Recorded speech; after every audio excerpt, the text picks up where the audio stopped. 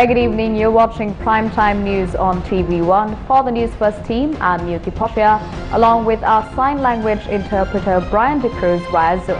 Let's start off with a look at your headlines for tonight.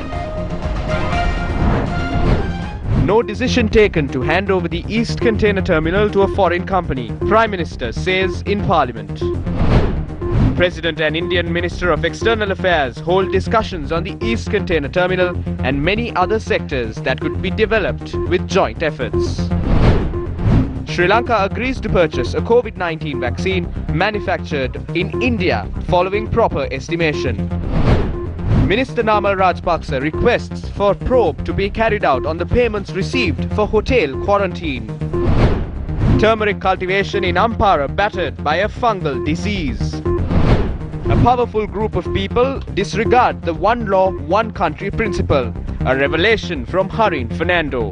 සාපේට 5 දෙනෙක් මං අද නම් කරා. මේ 5 දෙනා තමයි හසුරුවන්නේ. මහා බැංකුව හොරගම් බිලියන 10යි කිව්වා. එක ෂොට් එකෙන් සීනි වලට ගෑවුවා බිලියන 10ක්. Taking a look at your top story for tonight, Prime Minister Mahinda Rajapaksa said in Parliament today that no decision has been made to hand over the portion of the ownership or the management of the East Container Terminal of the Colombo port to a foreign company. The Prime Minister said this answering a question posed by MP Andrukumara Disanayaka. Honourable Speaker, all of us know that the Colombo port is an integral part of the development of our country. The Good Governance government had made agreements with the following entities with regards to the East Container Terminal of the Colombo port. An agreement was reached on the 26th of April in 2017 between the Ministry of Development Strategies and International Trade and the Indian government without involving the Ministry of Ports and Shipping. An agreement was reached on the 28th of May of 2019 between the Sri Lankan, Indian and the Japanese governments. I would like to table the copies of those agreements as attachment number 1. All these are agreements that have been signed by the previous government, not our government. Honourable Speaker, we have fixed the unused gantry cranes of the Jaya Container Terminal at the East Container Terminal for its development. Honourable Speaker, our government has not decided to hand over the management, the authority or partial authority of the East Container Terminal to a foreign entity. The Gazette notification declaring ports as an essential service was tabled in Parliament by Minister Johnson Fernando today. There is no need to declare ports as an essential service as there is no ongoing strike. Therefore, we oppose this. They are trying to sell off the East Container Terminal to a foreign entity. Therefore, they are gazetting ports as an essential service to prevent unions from restoring to trade union action against these moves. Otherwise, there is no need to declare ports as an essential service. Therefore, we oppose this. This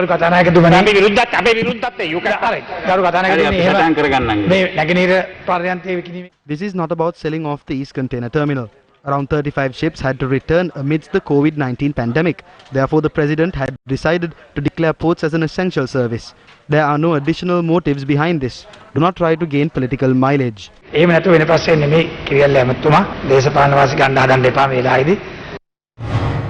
Indian External Affairs Minister Dr. S. Jaishankar, who is in Sri Lanka on an official visit, met with President Gotabaya Rajapaksa today. During the discussion, both officials had identified key sectors for development cooperation in several sectors, including the Colombo Port's East Container Terminal. According to the President's media division, this was in addition to the ongoing projects carried out in Sri Lanka with the assistance of India. Other potential sectors for development coordination including LNG power plants, construction of houses and roads, development of agriculture and research, communication technology and the development of alternative energy sources. During the meeting, the Indian minister had agreed to further enhance Indo-Sri Lanka bilateral relations to maximize mutual benefits. The statement by the President's office noted that a discussion was reached to hold a joint discussion between India, Sri Lanka, Maldives and Nepal on reviving the tourism industry. Indian External Affairs Minister Dr. S. Jaishankar commented on the 13th Constitutional Amendment during a joint media briefing with his Sri Lankan counterpart following discussions with President Gotabaya Rajapaksa. As we promote peace and well-being in the region, India has been strongly committed to the unity, stability and territorial integrity of Sri Lanka. Our support for the reconciliation process in Sri Lanka is long-standing, as indeed for an inclusive political outlook that encourages ethnic harmony. It is in Sri Lanka's own interest that the expectations of the Tamil people for equality, justice, peace and dignity within a united Sri Lanka are fulfilled. That applies equally to the commitments made by the Sri Lankan government on meaningful devolution, including the 13th Amendment of the Constitution. The progress and prosperity of Sri Lanka will surely be advanced as a consequence. During our talks, we focused on multiple areas of mutual cooperation: defense, security and fisheries, cultural and particularly on the ongoing COVID-19 pandemic. My delegation sought India's partnership for our economic revival, stability through enhanced investment in different sectors of the economy. Of course, as close neighbors and being the littoral states of the Indian Ocean, we discussed defense and security related matters as well as the issues related to maritime and fisheries sectors. We agreed to continue our current momentum, coordinated and close dialogue in these areas in order also to curb illegal activities and our continued cooperation, the BIMSTEC, IORA and SAARC. Our greatest national resource is the sea that surrounds us. Over 8 times the size of our landmass. Let's proudly call it what it is, the Sea of Sri Lanka. During a discussion held with President Gotabaya Rajapaksa today, Indian Minister of External Affairs S. Jaishankar reassured that Sri Lanka will be given priority when exporting the COVID-19 vaccine manufactured in India. The minister elaborated further on the matter during the joint media briefing held at the Ministry of Foreign Relations. Reflecting our neighborhood first policy, India has supported Sri Lanka's efforts to tackle COVID through timely medical assistance. I should place on record our appreciation to the Sri Lankan government for its assistance and facilitation in evacuation of Indian nationals who were stuck here at that time. We are now looking at post-COVID cooperation, and I carry back with me Sri Lanka's interest in accessing vaccines from India, shared with the Honorable Foreign Minister, that India sees, as Prime Minister Modi has said, India sees international cooperation in this area as its duty. 4 anti-COVID-19 vaccines have been developed in India at present, while 2 of them have been granted approval by Indian authorities for emergency use. The approved vaccines are the Oxford AstraZeneca and Covaxin vaccines. The Covaxin vaccine has been developed by an Indian corporation named Bharat Biotech with assistance from the Indian Medical Research Council. A corporation named Serum has begun production of the Oxford AstraZeneca vaccine in India. Both vaccines must be administered in 2 doses when inoculating a person. Both vaccines should be stored at a temperature of between 2 to 8 degrees Celsius. However, eminent medical expert Dr. Gagandeep Kang has raised concerns over the emergency approval of the locally produced vaccine. While thousands of people have been inoculated under the 3rd phase of clinical trials, the efficacy and the safety of the vaccine is yet to be ascertained. Defiant Indian authorities claim that the vaccines are safe and also builds immunity within a person. Bharat Biotech has currently stored 20 million doses of the vaccine and expects to manufacture 700 million doses across 4 manufacturing plants by the end of 2021. Indian regulators have also drawn flack from opposition politicians in India for approving the Covaxin vaccine prior to its conclusion of clinical trials. Which of these 2 vaccines will be imported to Sri Lanka? It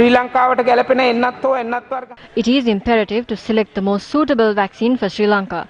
In doing so, it is important to consider a number of factors, including research reports, vaccine efficacy, its side effects, storage temperatures, and the approval granted by regulatory bodies. All these details have not been released for a majority of vaccines. The Ministry of Health made a request to Gavi, the Vaccine Alliance, on the 20th of July 2020 to obtain vaccines to Sri Lanka through the COVAX facility. It has deemed us eligible to obtain the vaccines through this facility. Therefore, it has been confirmed that 20% of the population will be inoculated according to the co-vaccine facility.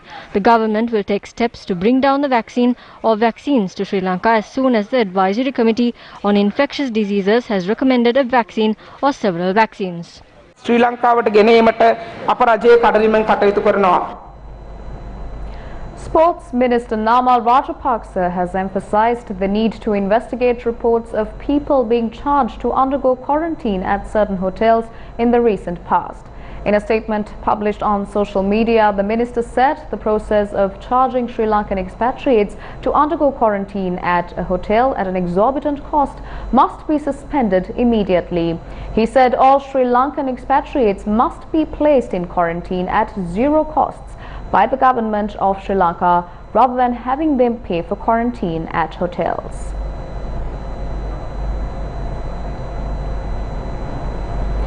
Meanwhile, bills to amend the Penal Code Evidence Ordinance and the Bail Act were tabled in Parliament today. During a debate, Samagijana Balawege parliamentarian Harin Fernando pointed out that certain individuals are not being subjected to the concept of one country, one law. A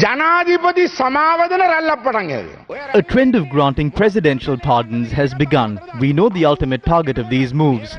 People assume that the law will be exercised perfectly in a year. But today, there are absurd laws in the country. The laws for the Rajapaksa family, their allies, COVID-19 and the poor citizens are different from each other. There is another law for Ukrainian tourists. This is not a joke.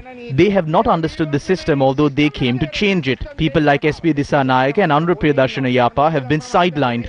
Susil Premath Jayantha managed to remain on their side by clinging on to him. Who is ruling the country at present? A curse has befallen the president. 5 people are the reason for this. One among them is a person dubbed as the Antigen Man, who runs a media institution. The other is Udayanga Veeratunga. The third is Nisanka Senadipati. The fourth, Dhammika. I will not name the 5th person, who is from Anuradhapura. It is because of these people that the government, which was elected to power with 6.9 million votes, has failed. A person who has not even served as a Pradeshya Sabha member has become a president. As a result, these 5 individuals are pulling the strings. I learnt a bitter lesson over the April 21st attacks. Who directed, scripted and produced this theatric act? It was 2 media channels which had separate agendas.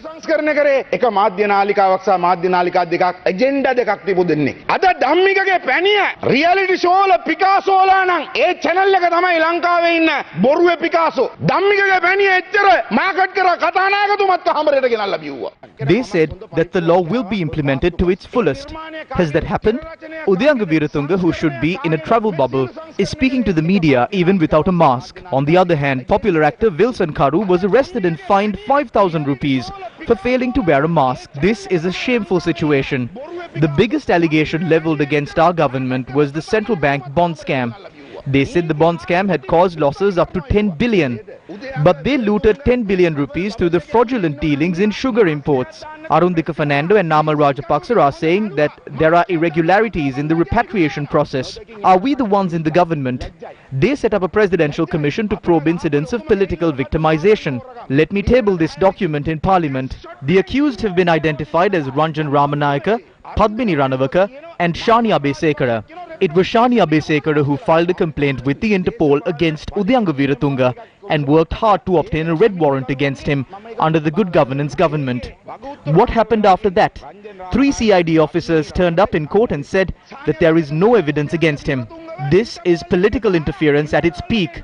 Shani Abesekara has been hospitalized today. They are trying their best to keep him imprisoned. The government knows to win in terms of racism. Although they appointed Ali Sabri as the Justice Minister, the blame has fallen onto him. Since he is a Muslim, the government which appointed him is attacking him severely. We will not do that. That is because we support nationalism. Ali Sabri මහත්තයා අධිකරණ ඇමති කරාට Ali Sabri මහත්තයා පිටින් තමයි ඔක්කොම යන්නේ. අද ඔබතුමා මුස්ලිම් ජාතිකයෙක් නිසා ඔබතුමාලම්පත් කරපු ආණ්ඩුව ඔබතුමාට වට කරගෙන ගහනවා. අපි ගහනවා. මොකද අපි ගාව තියෙන්නේ ජාතිකවාදය. හිජාස් හිස්බුල්ලා කියන්නේ සෙන්ට් තෝමසස් කොලෙජ් ගල්කිස්සේ තාමත්ම හොඳ කීර්තිමත් ශිෂ්‍යෙක්. තෝමියන් කෙනෙක් head prefect. Hijaz Hizbullah is a distinguished past pupil of St. Thomas's College, Mount Lavinia. He was a head prefect and even represented the national water polo team.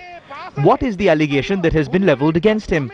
They claim that he had delivered a lecture at a school in Putlam, but they haven't recorded a statement from the president, teachers or students in that school. They are talking about a fund in Qatar. That charity exists all over the world. Regrettably, nobody talks about these things. Only Saudi Arabia has banned Qatar charity. But the ban was lifted after the two countries resumed diplomatic ties. He will be brought to court on the 8th of this month. We have learned that a new charge has been pressed against him. He was arrested under the Prevention of Terrorism Act with the approval of the President. Why was that? They wanted to lay the blame of the April 21st attacks on one individual. Just as they targeted my late father, they did the same to individuals like Hijaz Hizbullah and Badiruddin to portray that the Muslims were behind the attacks. I wish to inform the President of something. Gotabaya Rajapaksa was handed over the baton of developing the country. Everyone in the country is watching the race now. The President ended up last during the first lap of the race last year. He failed. There is no point in pumping up certain lackeys who act as mouthpieces of the government. There are individuals with political experience who have been accepted by the people. At least maintain close ties with them while running the second lap. If decisions are made in an autocratic fashion, even during the second lap, it is not just the President but the entire country that will fail. Aren't there skilled individuals in the public service sector? Don't they have skilled secretaries? A ministry secretary retired from service recently with 3 years left in his career because a person cannot work with a backbone under this government. There are state officers who work independently in the country. They understand that the government will not be able to pay their salaries in a few months. Mark my words, in a few months, they might claim that there is a treasure trove sufficient to meet the needs of Sri Lanka. The government is chasing behind myths. I'm not referring to everyone in the government benches. A few allies might tell it to the President and make him go in search of it. I might be attacked for these remarks, but I'm okay with it. කට්ටියක් කියලා තියෙනවා ලොක්කට. ලොක්කා ඒකත් හොයනවා කියලා හොයාගන්න. මට shot එකක් වදී කොයිලා කරේ කමක් නැහැ. මම අද කියනවා ලංකාවේ මේ සාපේට මූලිකවම හේතු වෙච්ච කරුණු කීපයක් තියෙනවා මම ඒක කියන්නම්. Certain factors have brought down a curse on Sri Lanka. Let me fearlessly say that one is the President's April 21st attacks conspiracy. That sin will have its repercussions on the country. Remember that the country will also have to pay for the sin of deceiving the people by throwing water pots. Similarly, the country will also have to pay for the sin of cheating the people by fabricating a story on a snake that emerged from the Kalni River. The same applies to the sin of committing deforestation and imprisoning individuals who were not linked to them. The sin of murdering inmates in prison will also reflect on this country. At the same time, the sin of engaging in wrong deeds in the name of religion will also have its repercussions. The government is failing no matter how hard it tries. This is the curse that has befallen us. Anyone can spread falsehood and conceal matters in exchange for financial perks. But the truth cannot be completely hidden. Instead of creating monsters by using people such as Shani Abesekar and Hijaz Hizbullah, the government needs to obtain the support of the senior politicians in its camp to move forward with a new constitution, incorporate respectable politicians into the process. We are very well aware of individuals involved in operating an illegal floating armory without a tender and subjecting sea marshals for quarantine by confining them to a vessel. There is a story behind the April 21st attacks and the individuals with links to the ISIS groups. As a Roman Catholic, let me say this fearlessly. There is a God above us. The truth will be revealed one day.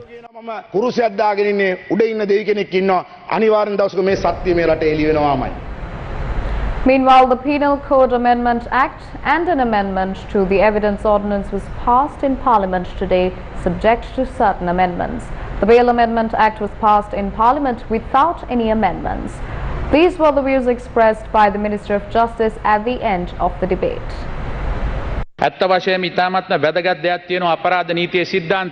Actually, there's a very important law. There's a fundamental principle in the penal code. That principle is proving beyond reasonable doubt. Just because someone is accused, that person isn't guilty. Then we don't need a penal code. We don't need the courts. We don't need to handle evidence. We didn't come here to make kangaroo courts like that. Our government doesn't do that. They always lie that we have 35 cases. Where are those cases? We had 3 cases. They were all false. We were cleared from all those cases. But they brought one law. Minister Kirialle is here. A new law was brought relating to people. They established a high court called the Special High Court. They filed cases against chosen people. In those cases, we had no way of even appealing a small ruling. We didn't know if we should appeal to the Supreme Court. We didn't know how to appeal. They brought that law on purpose. Therefore, just for a simple appeal, we had to appeal to 7 or 8 places, hoping at least one would work.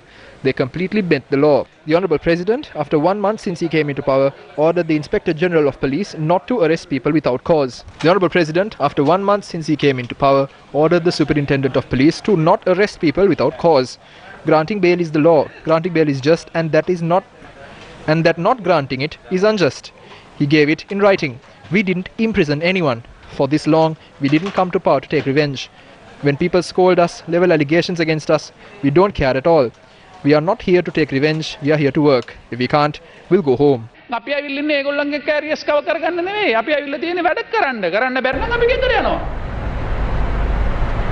now toss over to a short commercial break. Do your online shopping now with Sambole.lk to get it home delivered or pick up on your way. Sambole.lk. News First. The truth as it is. Welcome back to the news.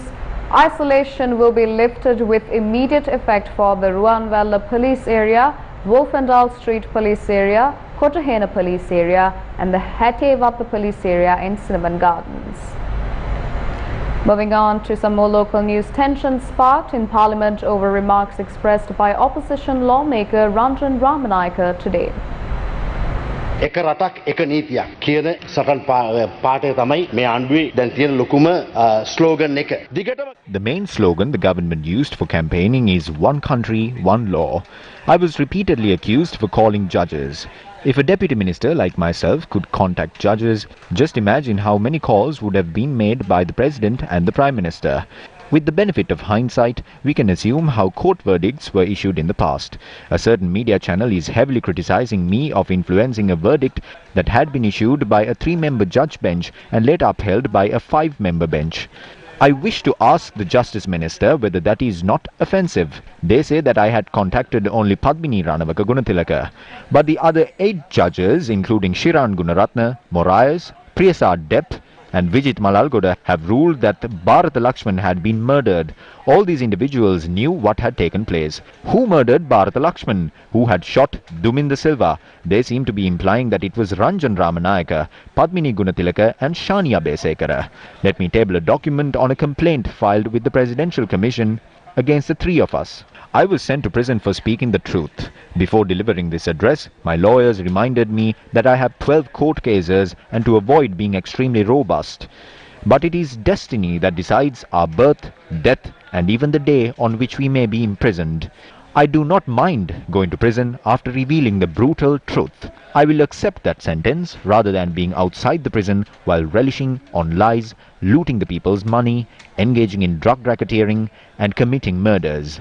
Let me reiterate this. We are expressing these concerns seeking a judicial system that will issue free and fair judgments irrespective of a person's status. Our conscience will help us identify the murderers, thieves, ethanol importers and drug racketeers. Minister Johnston Fernando is saying that I had spoken to judges. I spoke to one of them, but 8 of them have upheld the verdict. Have all of them only listened to my version of the story? You seem to be implying that the Supreme Court only listens to Ranjan Ramanayake. ඒ සේරම අහලා තියන්නේ මගේ කතාවද? එතන ශේෂ්ඨාධිකරණ විනිසුරු අහන්නේ රංජන් රාමනායක කියන දේ. He is talking about free and fair verdicts. On the other hand, he has contacted judges and the CID director to commit acts of political revenge. He is assuming that we have been reincarnated.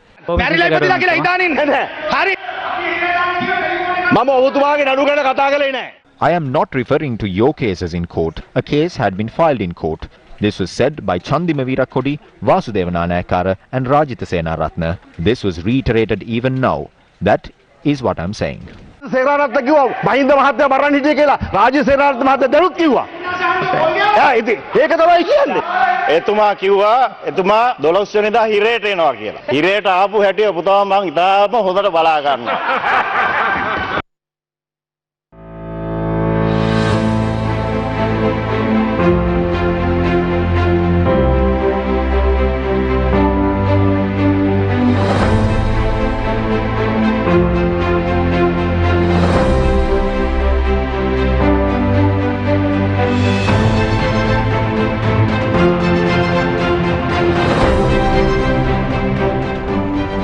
What you just witnessed were visuals of last year's harvest of turmeric cultivation in Ampara. However, the hopes of these farmers were shattered this time due to the inadequate quality of harvest.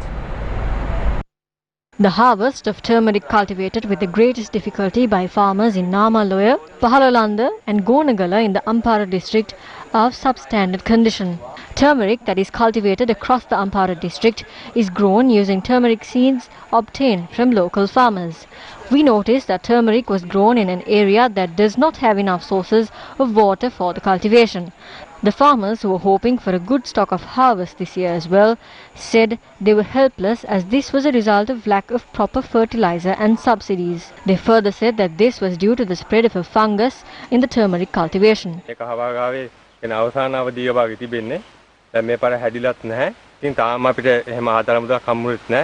These people are requesting the authorities to provide a solution to the unexpected problem they are currently facing. Parliamentarians exchanged views on the amendment of the Sri Lanka Press Council Act in Parliament today. The Act is poised to cover electronic media and will also restructure the Press Council as a regulator for press institutions. The proposal made by Minister Kehelia Ramakwela to appoint an expert committee to obtain recommendations in this regard has been approved by the Cabinet.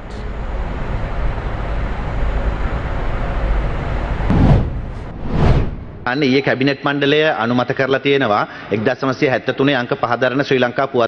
the Cabinet approved amendments to the Sri Lanka Press Council Act No. 5 of 1973. In addition to newspapers, the new bill is set to cover print media and new media, that is websites as well. The discussions were about self-regulation.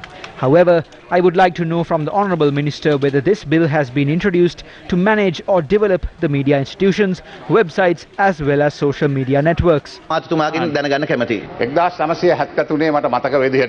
far as I can remember, it was introduced in 1973.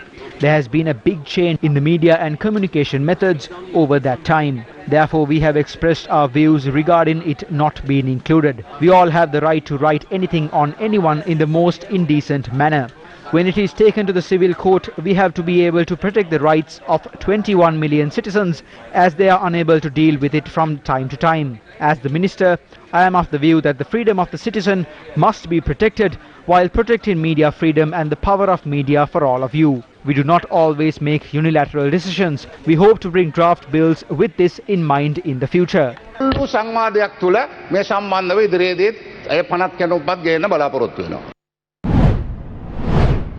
During a meeting with newspaper editors, leader of the opposition Sajith Premadasa said that the freedom of the press is an essential feature of a democratic country. We believe that truth-based reporting should be given unlimited freedom within our country. Now newspapers are going through a hard time with regards to their sales. Moreover, they are facing professional challenges. At a time when the newspaper industry is going through a tough time, if our support is needed, we will speak on behalf of you, especially in Parliament. No matter what challenges and allegations are thrown at us by the media, I have never spoken a word against them. I oppose constant criticism posed against media.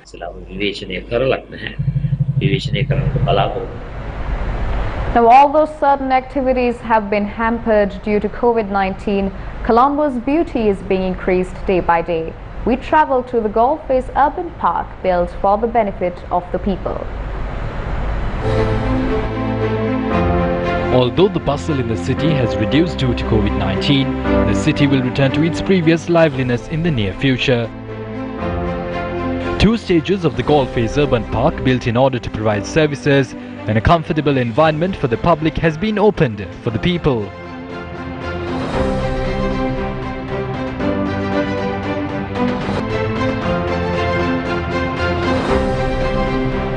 The car park, open restaurants and an urban park spanning 2 acres are ready for public use.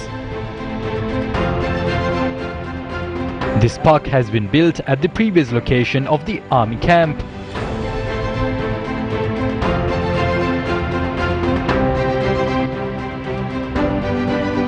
The project, which commenced during the COVID-19 lockdown, is being carried out at a cost of 135 million rupees.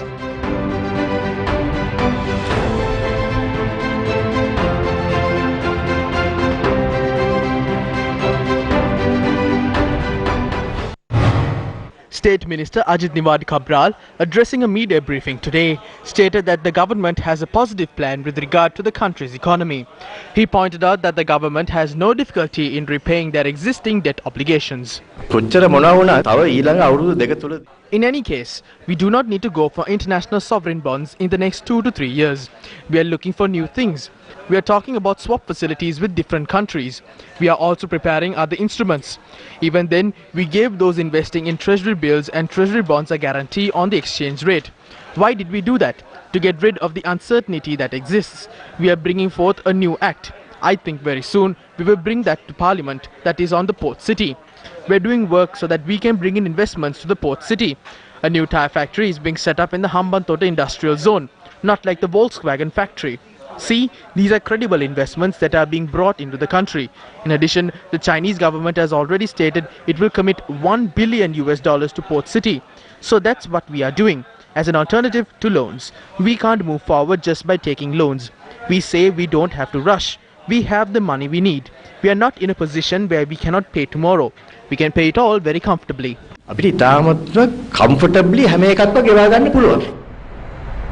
Meanwhile, speaking at a media briefing held today, WHO representative Dr. Razia Pense spoke about the current vaccine situation around the world.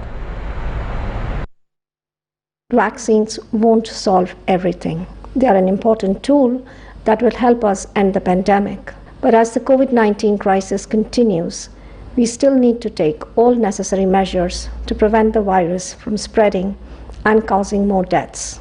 WHO issued its first emergency use listing for the Pfizer-BioNTech COVID-19 vaccine. Other companies have either expressed an interest or submitted initial dossiers for review to the WHO. WHO is currently reviewing the Moderna and AstraZeneca dossiers. Moving on, a media briefing was held today under the National Cancer Control Program and the Indira Cancer Trust to inform the public regarding their On Wednesdays We Wear Pink campaign. The briefing held this morning in Colombo was also joined by former Sri Lanka cricket captain Roshan Mahanama and leading personalities in various fields. In October 2020, in lieu of the Breast Cancer Awareness Month, the Indira Cancer Trust, together with the National Cancer Control Program of the Ministry of Health, launched the TLC Touch, Look and Check campaign to spread awareness regarding the disease that affects more than 4,000 women in Sri Lanka each year. The Touch, Look and Check campaign entails awareness regarding early detection, which could lead to curing the disease when it's most treatable. I have not got on any political stage, but I came forward to speak because I had a responsibility to stand up for women in this country. We men need to do that. We need to come forward without fear or favor when you need to make known your opinion. It has been a global campaign. It has been there for years, but at least from today, we need to get this message across to the females in our lives and females of this country. Breast cancer is one of the main cancers, is the highest number of females are affected in Sri Lanka, and there is one simple message that needs to go out from this forum, is that if you are a woman over the age of 20 years, please examine yourself monthly. Breast cancer is a curable disease. You detect it at stage 1, you get a complete cure. So pink signifies something. Pink signifies the remembering of breast cancer, and that relates to TLC Touch, Look, Check campaign, where we are promoting all women to examine themselves on a monthly basis. Now, social media is abuzz on the scenic coconut tree hills in Mirissa over the construction of a fence surrounding the property. The coconut tree hill in Mirissa is located 3 kilometers from the Mirissa town and is 4 meters above sea level. The dome hill, surrounded by scenic palm trees, is a popular attraction among Instagram users for capturing stunning pictures. But the construction of a fence surrounding the area has sparked concerns since then. Accordingly, all relevant parties were summoned for a discussion at the Matara District Secretariat today. The property is under private ownership. News first. The truth as it is. Do your online shopping now with Bulletin.lk to get it home delivered or pick up on your way. Bulletin.lk.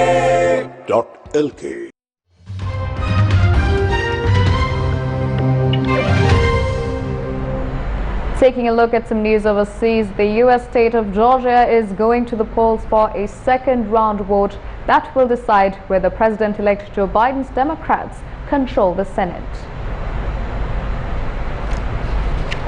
Moving on, the World Health Organization says that China has blocked the arrival of a team investigating the origins of the coronavirus pandemic.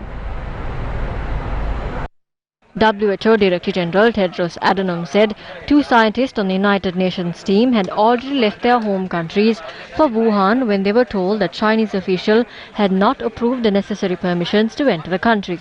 The arrangements had been jointly agreed by China in advance. Addressing a news conference in Geneva, the WHO chief expressed his disappointment over the events which have unfolded and said he was eager to get the mission underway as soon as possible. Dr. Michael Ryan, Executive Director of WHO's Health Emergency Program, said there was an issue with visas and one team member had already returned home. The other was waiting in transit in a third country. Ryan said the team hoped it was, quote, just a logistical and bureaucratic issue and that could be resolved in good faith in the coming hours and recommence the development of the teams as soon as possible, end quote. WHO officials have long been negotiating with Beijing to allow a team of global scientists access to key sites to investigate the origin of the virus. First detected in Wuhan in December 2019 and its likely jump from an unidentified host species to humans. Meanwhile, China's leader Xi Jinping has directed the military to bolster training in 2021 and use more high-tech in its drills. The order comes after 10 standoffs with India and Taiwan last year. Xi, who chairs China's Central Military Commission, ordered the People's Liberation Army to maintain full-time combat readiness and to be ready to act at any second.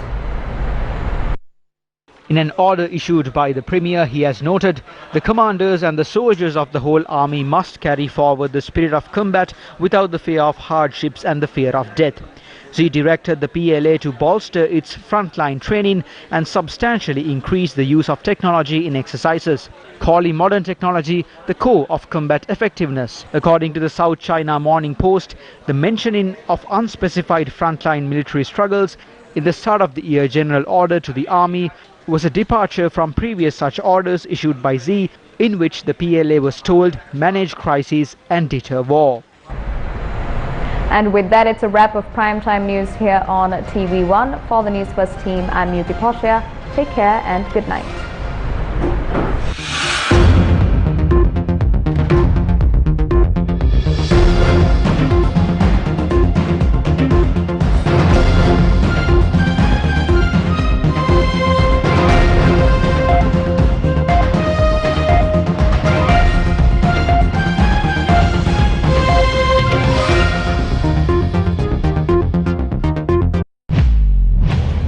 News First.